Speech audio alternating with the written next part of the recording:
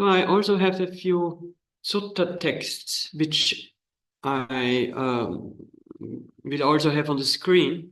And if anyone wants, I think we can send them to you afterwards. Anyway, these so-called 5 daily reflections, they are partly overlapping with another reflection, which is called the 10 reflections for those who have gone forth, the Dasa Dhamma. But the 5 daily reflections are explicitly also meant for lay people, but not only for monks, nuns, and lay people. The Buddha stresses. And he stresses that one should frequently recollect about. Well, I have heard Dhamma talks at some time by a well-known Thai monk who already passed away, with the name Buddha Dasa. And the interesting thing, how he would often start his Dhamma talks, he would greet the audience and say, "Hello, companions in age, sickness, and death."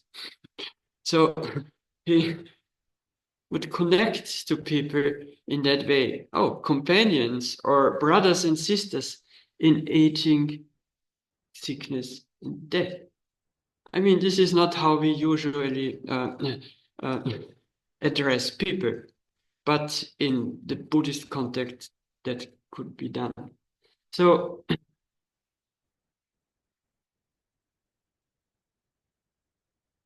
reflecting about these facts of aging, of the imminent possibility of sickness, and of the definite uh, uh, fact of death, this is something that the Buddha in his early years already reflected. And I would like to share this now this sutta. Which one is this? The Marana Sutta, the Anguttara Nikaya.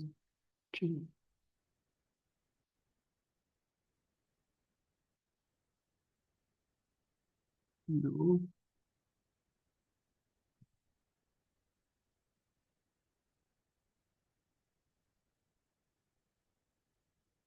Hmm.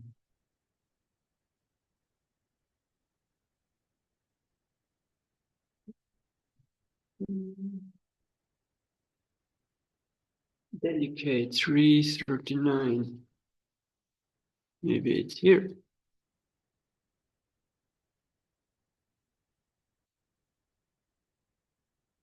Yeah, here it is. Can make it bigger. Here the Buddha would relate that he was living a luxurious life and so on, and describing that. And then he said, "Amid of such splendor and delicate life, it occurred to me, an uninstructed worldling or someone who is not uh, uh, uh, experienced or wise or experienced in Dhamma, saw himself or herself subject to old age, not exempt from old age, feels repelled when seeing another who is old, overlooking one's own situation." And now he reflected, "But now I too am subject to old age. I'm not exempt of old age." And then he goes on, seeing someone who is ill, not to be uh, repelled by it, but rather to reflect that I am not exempt from illness as well. And the same then regarding death. So this is what we also know as the signs that the Buddha saw when he was leaving the palace, and which was leading him to actually live the holy life then. Anyway, so and very similar, he is offering these reflections to householder or people who are gone forth or not gone forth, however. I am subject to old age. I'm not exempt of age, old age, subject to illness, not exempt from illness. And the same, I'm subject to death, not exempt from death. And then it goes on, I must be parted and separated from everyone, everything dear and agreeable to me. And then at the end, I am own of my karma, heir of my karma, or of my deeds or actions. Karma as my relative, my resort. I will be the heir of whatever actions I do, good or bad.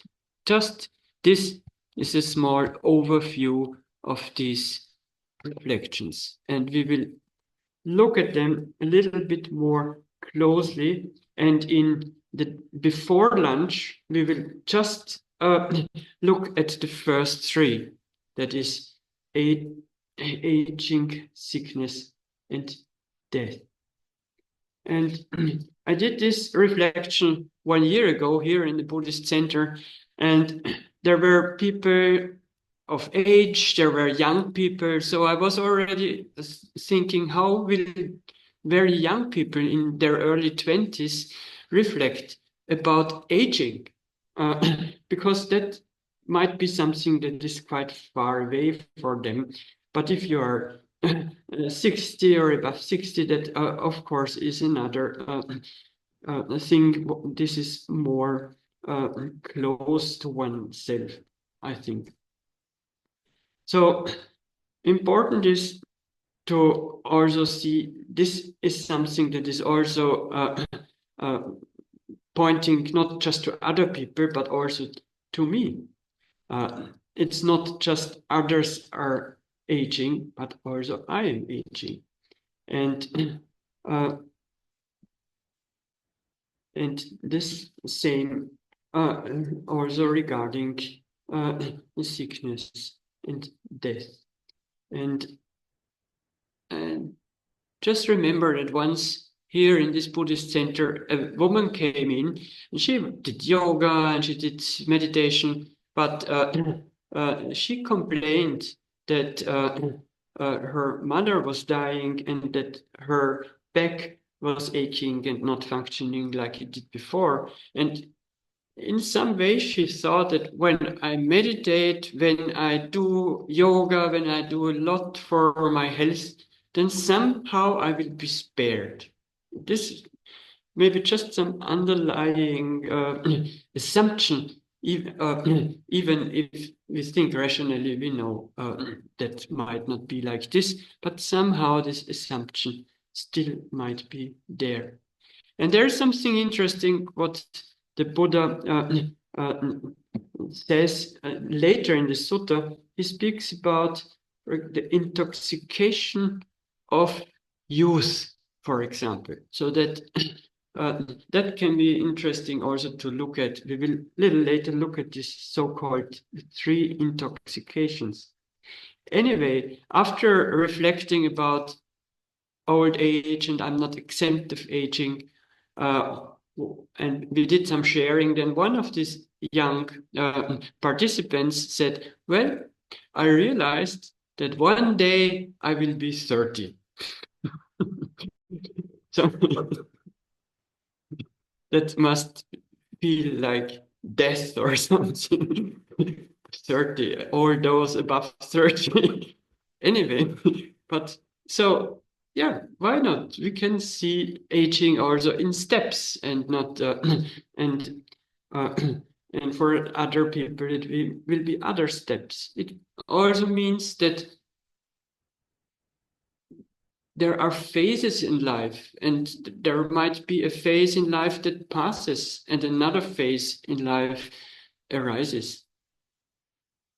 There is a phase where we are still full of energy and working, or a phase where we are raising a family, and there is a phase where the kids are leaving, and there is a phase where we have to see what we are doing now. There is a phase where we work or we stop working. There's a phase where we are healthy, and there might be a phase where the body doesn't function that well anymore. And it's not something that happens to some people, but it's something that is definitely true for all of us. So the second reflection is about I am subject to illness. I can't escape illness. Now, this is something where I remember I was talking with my practical doctor about these reflections, because he's also practicing meditation, but coming from the Zen tradition. And when I said, well, I'm reflecting about not, I'm subject to illness and I can't escape illness, then he said, well, okay, but don't reflect too much about it, in the sense, probably that he thought then it will be like a self-fulfilling prophecy. And I also found that some people are a little bit reluctant to reflect this I'm subject to illness and can't escape illness. But if we remember our life, even as children, probably we had times where we were ill. There are these typical illnesses for children. Or later, even if we're taking care of the body, and this reflection doesn't mean that we don't care of the body, but still that just to have a human body, there is the risk or the potential of getting sick. And actually, after reflecting about sickness and that this is something universal to the human body, there was also a person then in the sharing saying, well, I was sick last week, but in a way, I was blaming myself for getting sick. And by reflecting about that, I could let go of that blame and see it more as something universal, human. And I think this is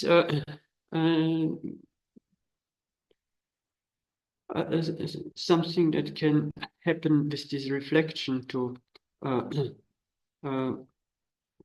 see it more universal.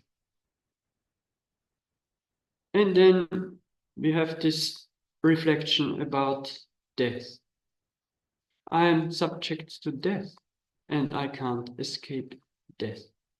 So to see that this life is not endless and that it's not just the others who are dying and we go to funerals, but it's also about ourselves. Because there is something which I call the subtle othering. And this othering means, well, poor others. They're sick, they age, they die. But we somehow think, oh, but I'm on the safe side. But reflecting about these facts of life kind of let's trickle in that we are not on the safe side. It's just for some, the time is now. For some, the time is another time. But it's all about being companions in aging, sickness, and death, as Buddhadasa says. So reflecting about these facts and reflecting also about death is not to get panic. It's not to feel depressive, but it's a kind of can we make peace with these facts? And the reflection in the afternoon goes further. It goes about actions. It goes about wholesome and unwholesome actions. It goes about values. So I think the Buddha was teaching these reflections to give us a sense of urgency, to give a sense of urgency and reflect what is important. It's not that we have endless time. It's not that we can count on being endless, energetic and free from sickness. So this is why, especially also this reflection on death is not unimportant. What has really worth?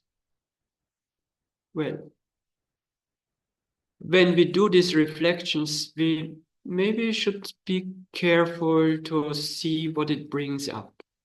And maybe it doesn't bring up anything, and it will be just a repeating of phrases.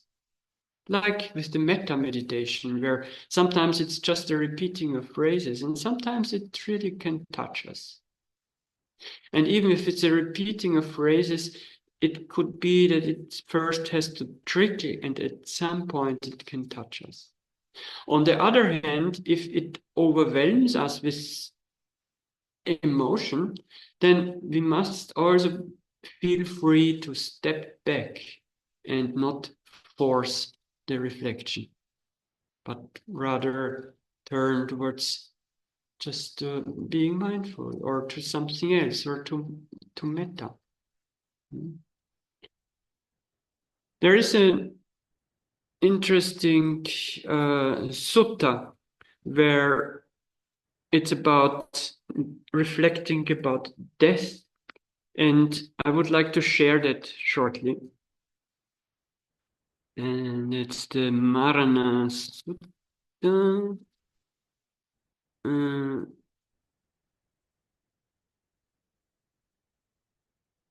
No, the fearless. So one time there was a Brahmin, and he went up to the Buddha and said to the Buddha, "This is my view. All those liable to death are frightened and terrified of death.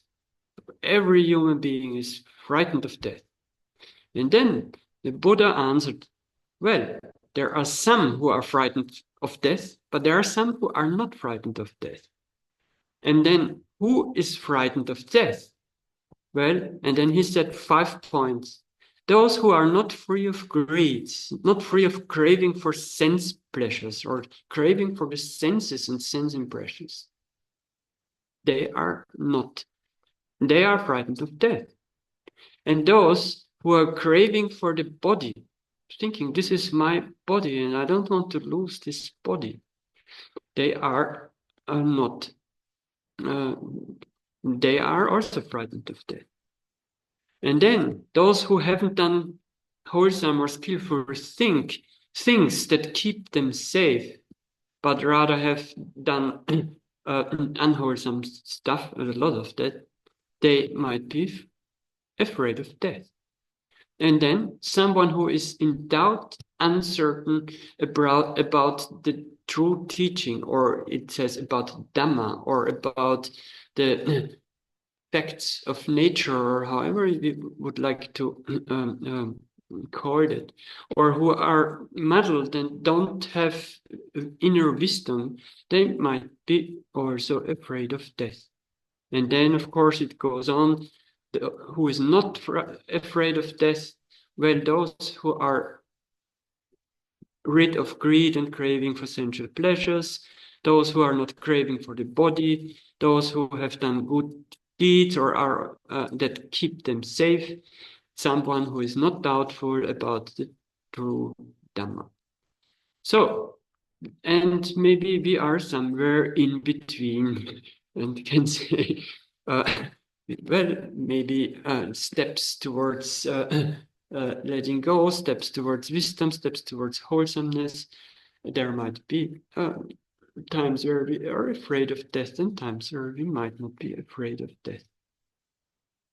And then another sutta, the Buddha would ask his disciples if they are developing mindfulness of death. And then one of them said, and these are monks who are replying here, well, yes, I do mindfulness of death. And the Buddha says, how do you develop it? And then he said, this monk, oh, I think if I would live only another day and night, and then I would focus on the instructions of the Buddha and develop mindfulness of death. Then another monk said, well, I am reflecting if I would only live for another day. And this lets zeal spring up, and then I develop mindfulness of death. And then another one says, well, as long as it takes to eat a meal of alms food, if I would just live as long as that. And then another would say, well, I think if I would only live as long as it takes to chew and swallow 4 or 5 mouthfuls of food. And then the next says, well, he's even more serious. If I would live only as long as it takes to chew and swallow a single mouthful. And then the last of the monks said, well, I practice mindfulness of the death by thinking, oh, if I would live only as long as it takes to breathe out after breathing in, or breathe in after breathing out. And then what do you think the Buddha said? Then he said, all of them living negligently, only the 2 mendicants at the end, the one who is thinking of, may I just live as long as it takes to take 1 mouthful, or the one who is aware of the breath as if it would be the last breath. He is really practicing diligently. So this is just one example where the Buddha would speak about mindfulness of death. So, and this regarding just for a breath or so, I think this also has to do with what we do in Vipassana meditation when we are aware of the ending or of the arising and passing of all the different phenomena. But reflection on death rather also has to do something of more in a rational way, and connecting the rational thought with the heart. How can I reflect about death? Well, just by reminding yourself that one is not spared, or that we don't know when it happens, or we don't know how it happens, that we could plan to live until we are 85 or 94 and just dying on a comfortable deathbed in peace. But actually, we do not know.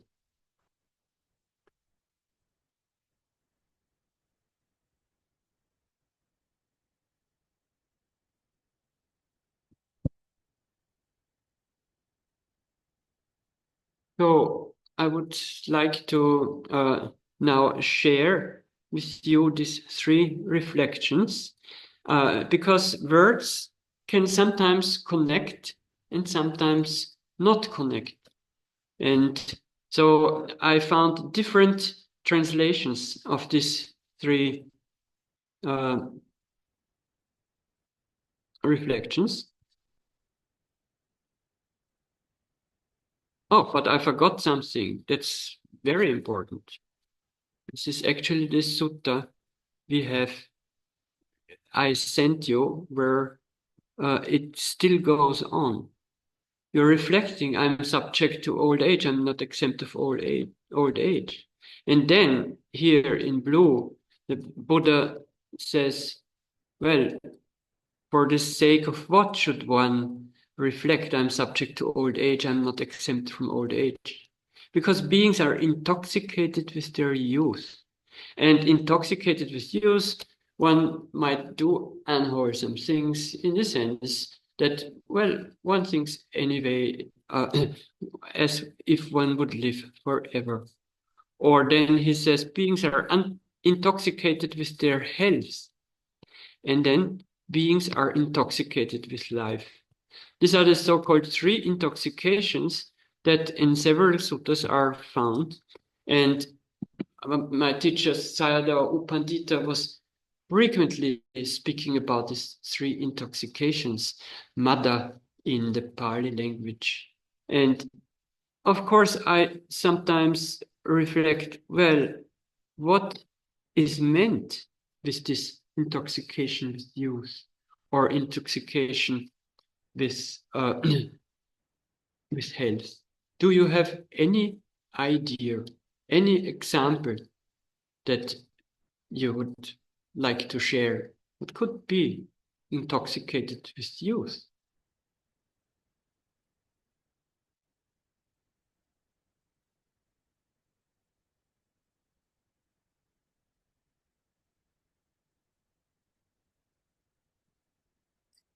Maybe someone that is intoxicated with youth might not be respectful of people who are older. Yeah.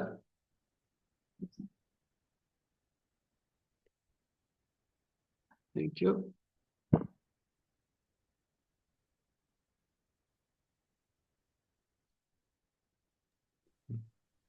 Maybe someone intoxicated with their youth is very much attached maybe to their strength or to their external appearance, and they cling to that.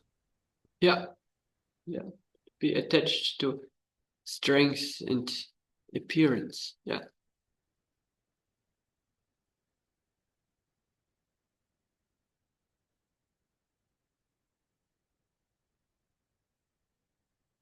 And intoxicated with health, for example.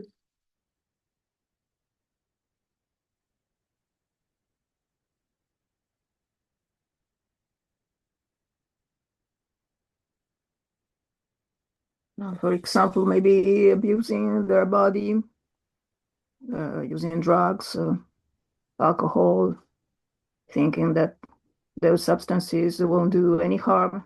Never. Mm-hmm. Mm-hmm. Mm-hmm. I think also being intoxicated with health is when maybe we do too many things. We don't sleep enough. We stretch our body, and we think we can do everything and have all the energy forever, and we don't take a proper account of the need to rest, for example. I think it could also be the opposite, if you can hear me. It could be being too much, seeing sickness as a failure and trying to do everything you can not to get sick. So I think it could also be the other in the other end of the spectrum. Yeah. So it could be in both ways, and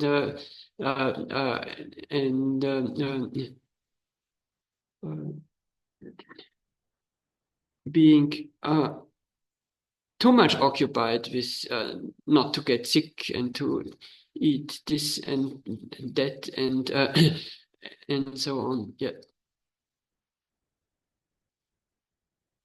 Actually, when I came here to the Buddhist center, not far away, just across the street, there is a new shop, and it is this shop called Longevity, which is a new trend. And it's not a trend for where only elderly people go there and use it, but also young people, where you can, they write something, you can train the cells. So that one already starts early to do this and that, so that one will live very long. So that also, and I saw a documentary where some rather young people are completely directing their life in the way that they do all the things that need to be done every day for long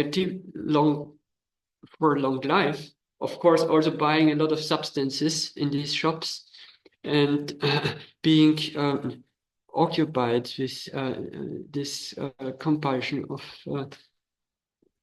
long life. Yeah? So that could also be a obsession, being intoxicated with health or with life. Not saying that we don't take care of the body, but it can go to extremes. Yeah. And then there is this intoxication with life. This is a little bit strange, or what could be meant with that?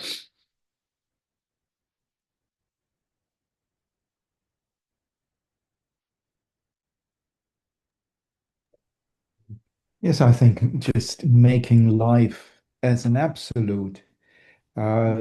It's not looking beyond the living and not seeing it as something which happens in time and is going to end. Yeah. Yeah. Yeah.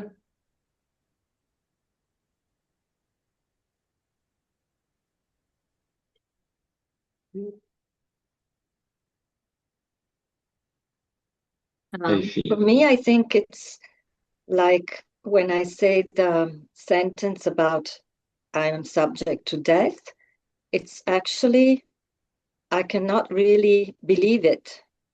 So it's like I'm in the illusion that in fact, death doesn't really touch me.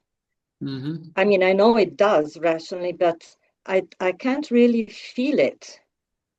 Although I'm surrounded by people with illness and death, but somehow I cannot really imagine it for myself. So I think that's a kind of intoxication. That can be a very subtle one. Yeah. Thank you.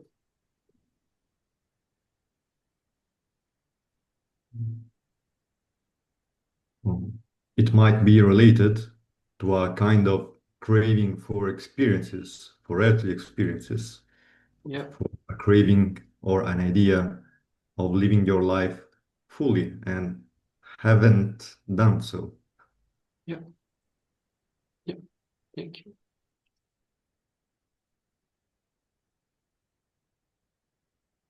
Yeah, I feel also that it's like being deaf for wisdom. No, like you're intoxicated, so you cannot hear and you cannot see how life really is. So yeah, deaf or blind to, because you're so, what Chiro said, so you're clinging so much to this energy of life or the beautiful moments that yeah, makes you blind. Yeah.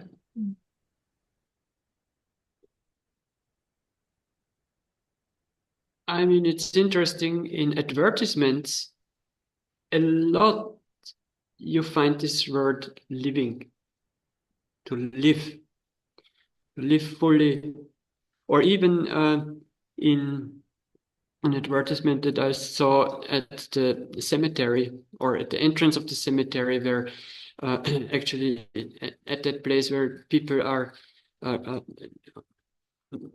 those who get burned to ashes, where this happens, and there was written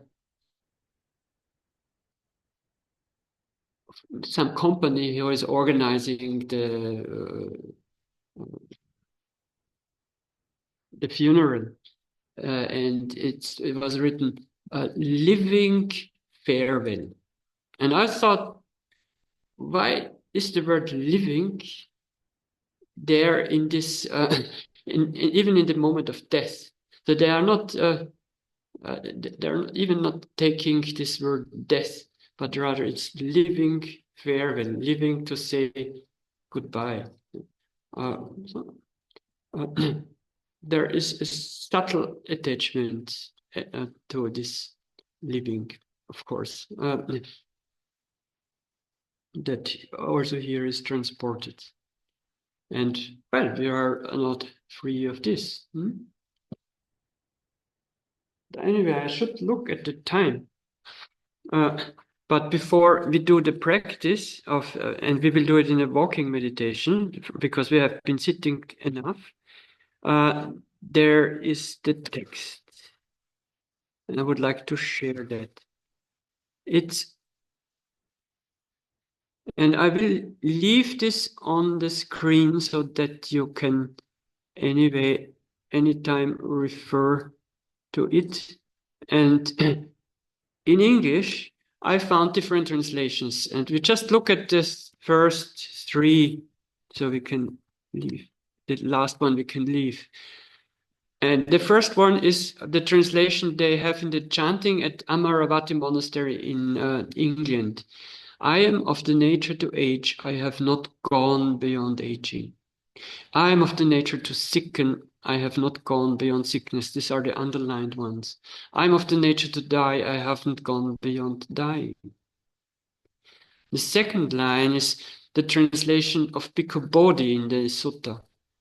That's more word by word. I'm subject to old age, I'm not exempt from old age. And the same with sickness and death. The third line is how Ayakema, this German nun, was usually letting us reflect. And here there's a slight change, which I find also interesting. It's, I am subject to aging, I can't escape aging. And I like that because it clearly tells me no escape. You can't get through anyway, okay? So it might not be the completely word by word translation. Or I am subject to sickness, I can't escape sickness. And the same with death. And then the fourth line is a very, very loose, not even translation. But I like it because it can remind us that we are not reflecting this to get depressive or whatever, but just reminding ourselves so that we can slowly can make peace with it. So another way to do this reflection in a more open way is to reflect, it's my nature to age. And when aging, actually we're always aging, I want to be at peace with it. Or it's the nature of my existence to get sick. When sick, I would want to be in peace with it. Or it's my nature to die. When time comes and I'm on my deathbed, I want to be at peace with it. So these are just some possibilities. And if you would like to turn this to your mother language, it might even go more close. So what I would like to invite you now is to, let's look at the time, 11:15, to about 20 minutes do a walking meditation and in your room or wherever you have space to go up and down. And while doing this walking, like we do in the metta meditation, just to put the phrases and then have some time and put another phrase like, I am of the nature to age, I have not gone beyond aging. I am of the nature to sicken, I have not gone beyond sickness. I am of the nature to die, I have not gone beyond dying. And then repeating that. But we don't repeat it like a mantra, but rather, this is how someone put it. We repeat a phrase like we are dropping a stone in or a little pebble into the water. And then give it time that the water is doing the ripples. And then again, another stone, and take time for the water to have the ripples. So one of these phrases, we might drop it and then just sense in silence, and then another one, and then another one. So that would be my suggestion to now go, everyone, for yourself, to some walking meditation together with these phrases. Or if you just wish to just use one for a while and then later the other one, you might do this as well. Okay. Okay. Do you want the phrases still on the screen, or is this not necessary? Yeah. Okay. So, and then in 20 minutes, I sound the bell and then we meet again. Okay.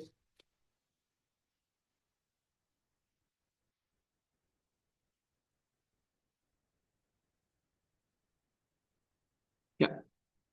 Continue with this sutta about the 5 frequent reflections. And here, let us look at what is the second part of this sutta. And that's here.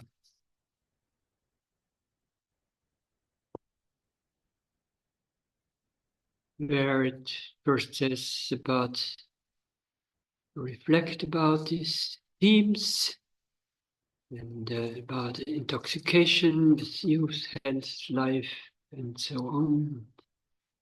Then there is a second part. And here it goes on with the reflection, or it adds something to the reflection.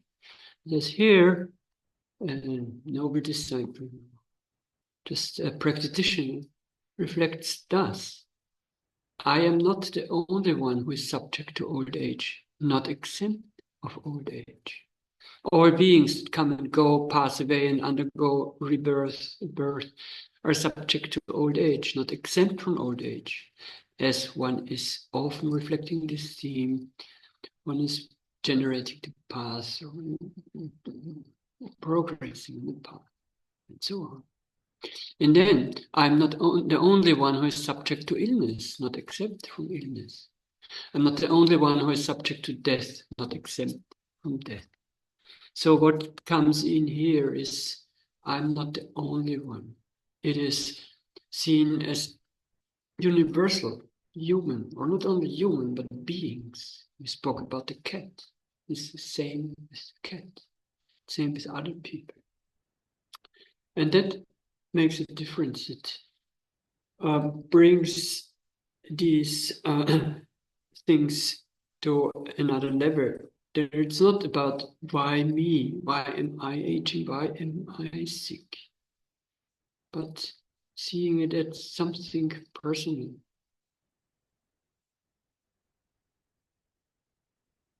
As one colleague of mine said, well, there's so many people who in their life they are confronted with cancer, and it seems to be like a lottery.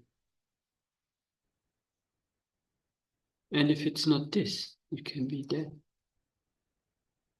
So seeing oneself like Ajahn Buddhadasa says, as companion with others in old age, sickness, and death. And that can make a difference away from the why me, only me, and so on. And it can also create a connection to other people. So let us now include this. I am too subject to aging, cannot escape aging or so. And for that, to reflect this, I'm now putting it away again. I invite you to little groups. And I think now we can stop the recording again. And what we will do, shall we continue with the next, the 4th of the 5 reflections. And here, number 4, it says, well, one should reflect. A woman or a man, householder or one gone forth, should often reflect thus: I must be parted and separate, and separated from everyone and everything dear and agreeable to me. I must be parted and separated from everyone and everything dear and agreeable to me. Yes. And so, again, a reflection that is not necessarily a very convenient or pleasant reflection, especially when it goes about what is dear to me, beings, things, relationships, places, and so on. And this has very straight to do with the truth of anicca, or change. That might not be new to us. We might also know that anicca, change, doesn't happen just sometimes, but actually happens all the time. But sometimes it's more pronounced. Sometimes people we are together with change, and they don't necessarily change in that way how we would like it. That's about change. Or kids grow, and at some point they don't go on holidays with the parents anymore, but on their own. Or they are leaving the house. Sometimes change is welcome to us, sometimes not. Sometimes it's not welcome to us, but then we can see that there's also good about it and we can adapt. There are a few reflections that are taught when it comes to reflect about anicca, or change, as a universal characteristic of life. And one is, and we in a kind of way did that already, is to reflect whatever is born has to die. We were reflecting about death as something unavoidable. Another reflection that is offered is to reflect about gain and loss. We might gain something, we might gain material wealth or whatever, and we also might lose it.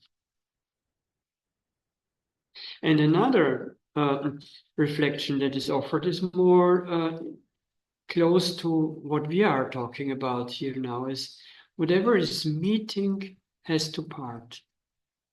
And actually in our life there's a lot of meeting and parting. We say we have kids, we have a husband, we have a wife, we have good friends, but in a way we are meeting and parting and meeting and parting.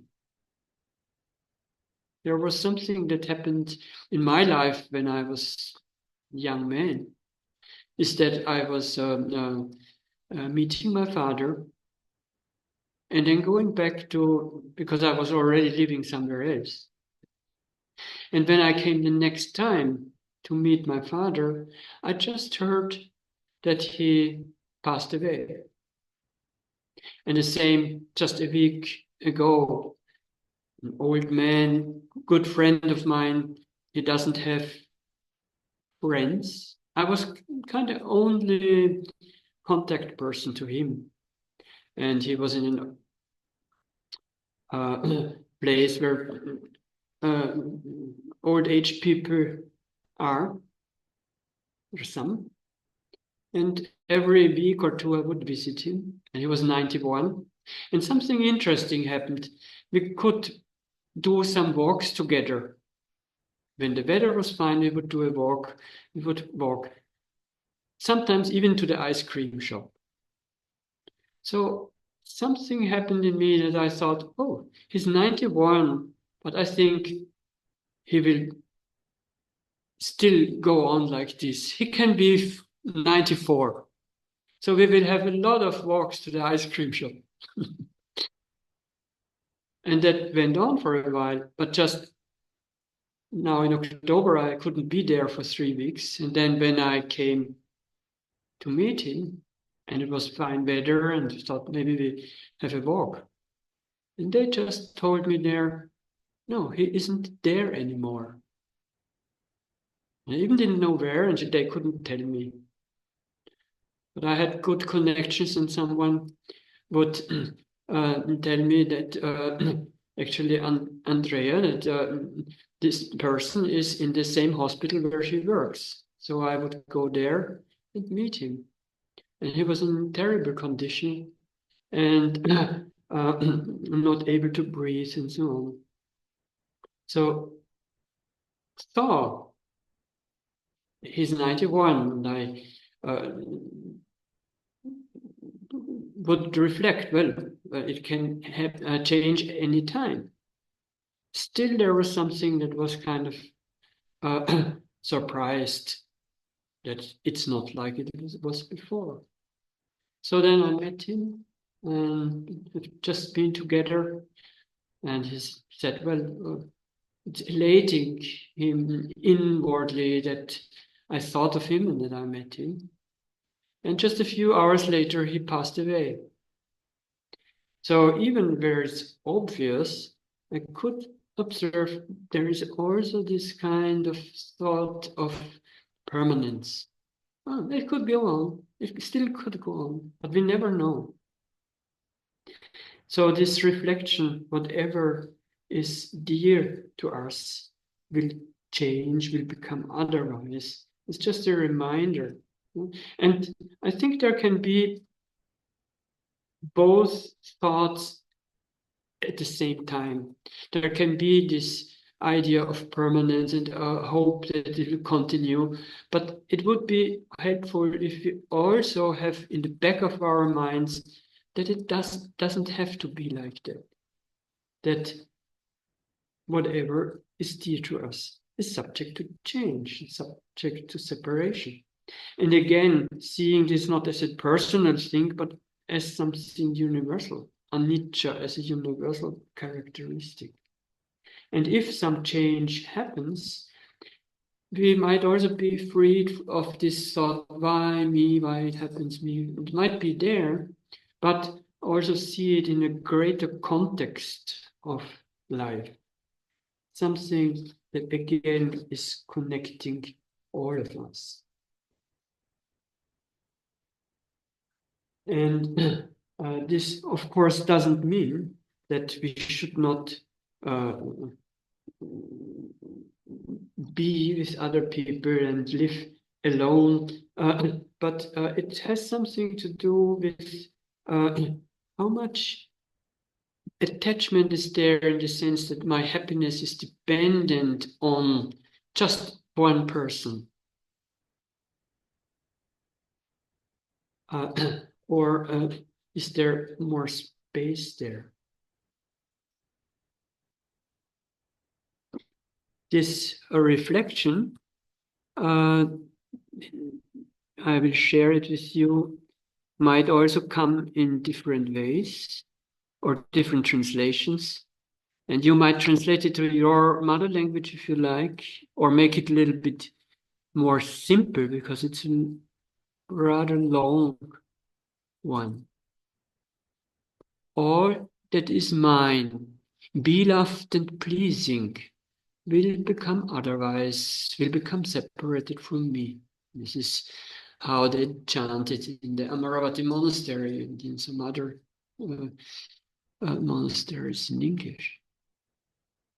Or Bhikkhu Bodhi translated it, I must be parted and separated from everyone and everything dear and agreeable to me.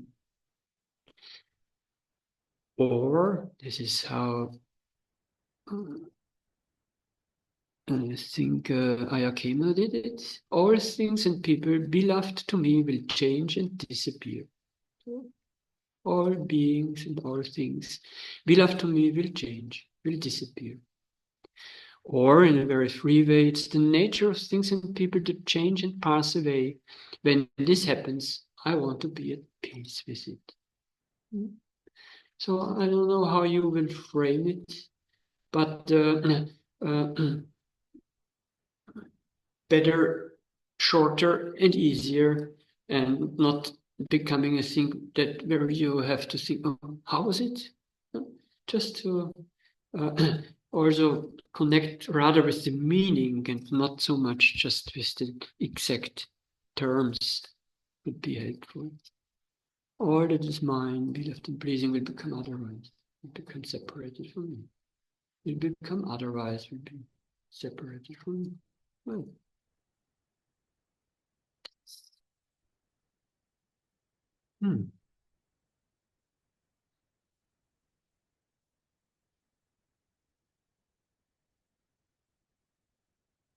So I would suggest that we will do some practice with this. And now, especially after lunch, it could be good to do it in walking. So let us have, say, 20 minutes for walking, either inside, or if it's easy for you to go outside, you can do outside. And we don't have to do the walking super slow like in Vipassana, but it's more natural walking. And often the reflection goes, at least for me, easier in walking because of you're moving and it makes the mind a bit more flexible. So I invite you to reflect about this, all that is dear and close to me will change, will become otherwise. And now you already hear that even I, after doing this reflection many times, I don't have one sentence, but sometimes I have to think about it. Okay. I will also share the sentences once more with you if this is a help. And in 20 minutes there will be the gong and we meet again. Kamma, about our actions or connected with this teaching of cause and effect, that whatever we do, and Kamma can be, as you know, action by thought, action by speech, action but with the body, with our deeds. And they do have some effect. So everything that is done by intention, this is called Kamma. And all these intentions, they leave something behind, or it strengthens at least something in us, or it creates a certain climate in us, like having intentions that come from benevolence. It creates with the time a climate of more and more benevolence. Or if there are actions that are coming from an intention of harming or hatred, it creates more and more a climate of feeling alienated or separated or of hatred or aversion. So I love this, what Joseph Goldstein, American Dharma teacher, uses to say. He would say, we practice always. He says this at the end of the retreat when people say, oh, how can I continue to practice? And maybe they mean meditation. He said, we practice anyway, always. When we are mindful, we practice mindfulness. When we have a benevolent heart, we practice a benevolent heart. When we are full of aversion, we practice aversion. When we are mean, we are practicing meanness, and so on. So each is strengthening each the same inclination. Often people are confusing the term Kamma with the recite, which is actually Vipaka. And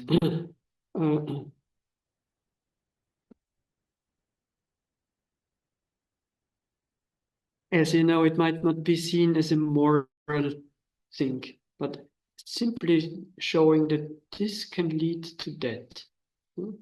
So where do we want to end up?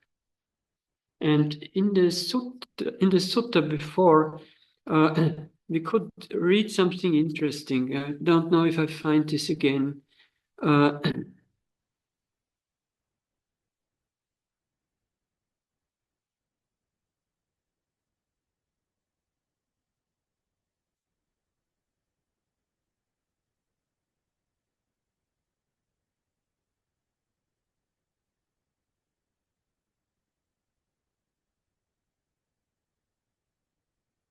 No, I don't find. But where it is said that the karma, it can support you to be safe, and it can carry us. Of course, there is this idea in the Buddha's teaching of being born and dying, and being born again and dying, and according to karma. So that we are not that we are not drowning because of unwholesome karma. So Buddha points out how important it is to practice good intentions, to be aware of one's actions. That doesn't mean that we have to feel terrible because of unskillful actions of the past. Actually, there is interesting difference that we can make. More and more, I hear this term, what is called moral injury. This moral injury means that if we say or do something unskillful, unwholesome, it somehow hurts ourselves. It hurts us, and we can feel that hurt. Or we can feel that hurt when we are open, and when we are mindful, when we have some space.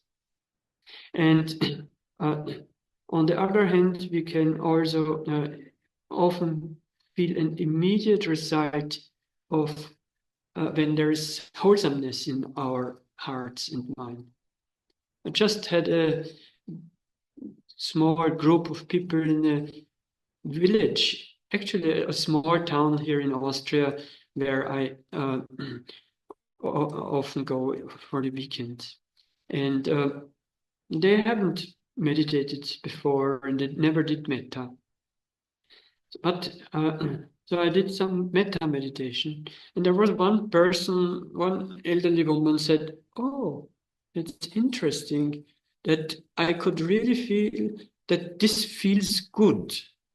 To wish well to others, I really could feel that this feels good." And I was surprised how good it feels. Because, well, this is a practice which is not so much ego related, but it feels good. So this is something one immediately, some call it the immediate karma. You can immediately sense, oh, this has a good result. This is something we might want to develop. And we also, with our practice and also with Vipassana practice, get more and more sensitive for what is not so wholesome or what we would not like to continue that much. But of course, there are always parts in us that don't care.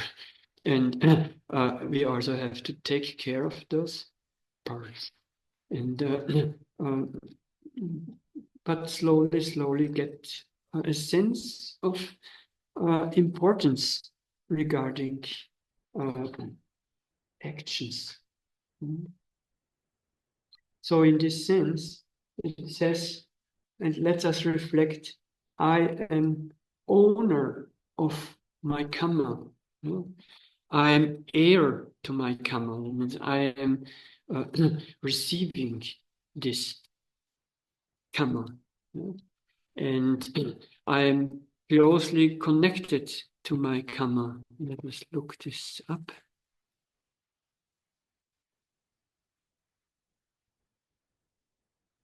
I am the owner of my karma, heir of my karma. I have karma as my origin, karma as my relative, karma as my resort. I will be the heir of whatever karma, good or bad, that I do. Okay. Now, there is one danger in this idea of karma, because often people see someone else suffering and then one does away with it. Oh, bad karma. This person did bad karma. I remember when there was the tsunami in Sri Lanka. This wave of the tsunami was especially at the coast. And there have been, and this is a Buddhist country, partly Buddhist country in Sri Lanka. So, but in the coast, there are less Buddhists. There are more Muslim people and there are fishermen. And a lot of them died because they lived at the coast and the wave was there. And I heard in Sri Lanka upon the Buddhists there that they said, well, they have bad karma. They were fishing. That's bad karma. Now the wave was destroying them. But the Buddha very clearly also was teaching that not everything that happens to us is because of karma. This is something that should be remembered. It especially has to do with feelings, pleasant feelings, unpleasant feelings, or we could say pleasant experiences, unpleasant experiences. They can be a result of karma, but they also can be a result of something else. And this is why one never should just blame anyone of karma. This is a result of bad karma. And I would like to share this sutta, Marana Sutta, I'm not sure page. It's not there.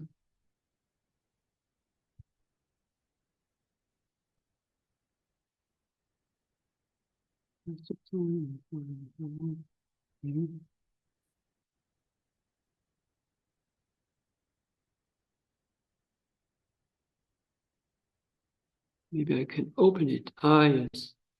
Here at some point, someone is meeting the Buddha and some layperson, and he said, well, some ascetics and Brahmins have such a doctrine. Whatever a person experiences, whether pleasant or painful, or neither pleasant or painful, all that is caused by what was done in the past. What does the Master Gotama say about it? And then Buddha responded and said, well, some feelings, some experiences are originating from bile disorders and then phlegm disorders and wind disorders, or from some imbalance, or it can be produced by change of climate, or by careless behavior, or by assault, or produced as a result of karma. So, and then he says it's wrong to say everything is produced as from karma, but it can be also change of climate, for example. And this is not necessarily related to or personal actions or karma. So this is just a short insertion regarding what the Buddha says about karma. I find it interesting to reflect why is the Buddha at the end of this reflection referring to karma. And it seems that he just wants to remind us about what is really important. And I think we could now also embrace this reflection.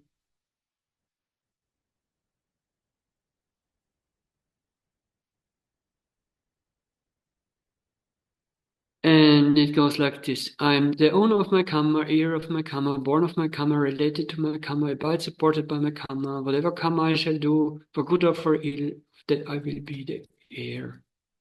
Or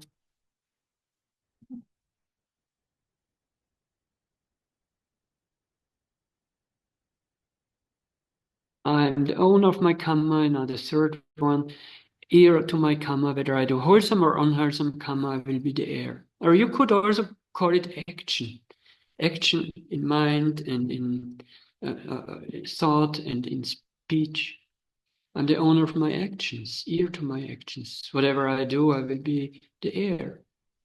Or my actions are my only true possession. My future is born of my actions. I like this one. It makes it very simple.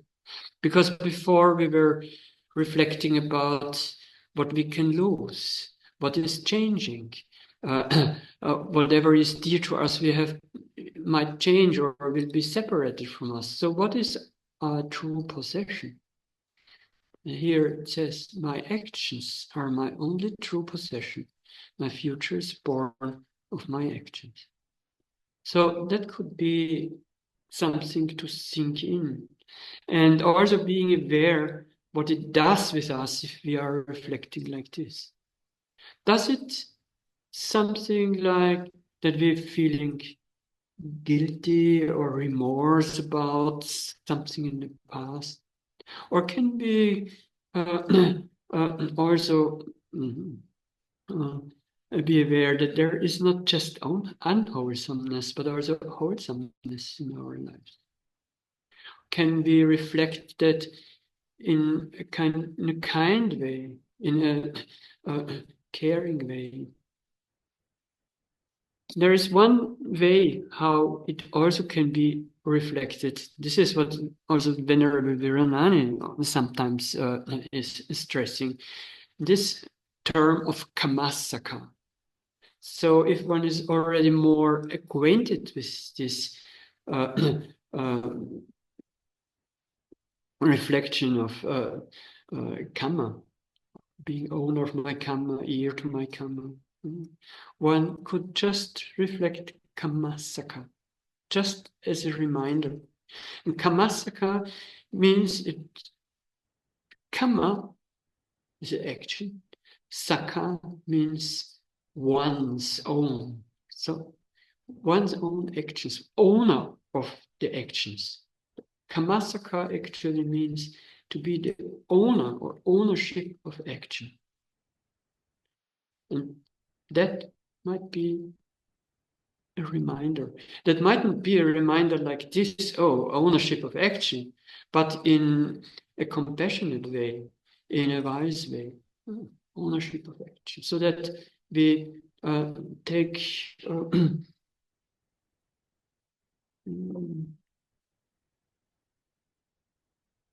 so that we might not be careless about actions, and that we take a certain responsibility for actions. Kamasaka.